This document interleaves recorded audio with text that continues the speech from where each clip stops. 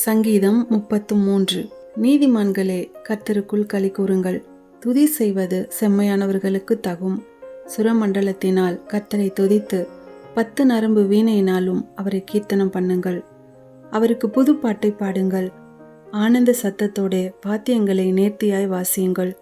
கர்த்தருடைய வார்த்தை உத்தமமும் அவருடைய செய்கையெல்லாம் சத்தியமுமாயிருக்கிறது. அவர் நீதியிலும் நியாயத்திலும் பிரியப்படுகிறார்.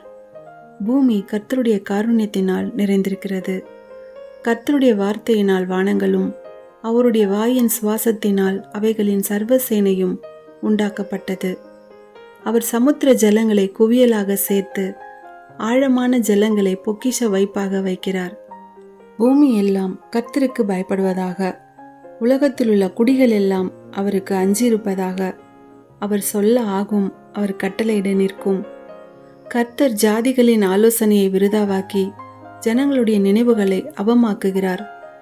கர்த்தருடைய ஆலோசனை நித்திய காலமாகவும் அவருடைய இருதயத்தின் நினைவுகள் தலைமுறை தலைமுறையாகவும் நிற்கும். கர்த்தரை தங்களுக்கு தெய்வமாக கொண்ட ஜாதியும் அவர் தமக்கு சுதந்திரமாக தெரிந்து கொண்ட ஜனமும் பாக்கியமுள்ளது.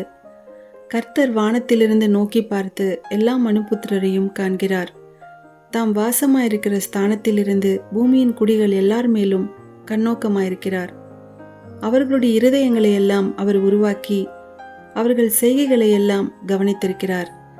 எந்த ராஜாவும் தன் சேனையின் மிகுதியால் ரட்சிக்கப்படான். சௌரியவானும் தன் பலத்தின் மிகுதியால் தப்பான். ரட்சிக்கிறதற்கு குதிரை விருதா, அது தன் மிகுந்த வீரியத்தால் தப்புவியாது.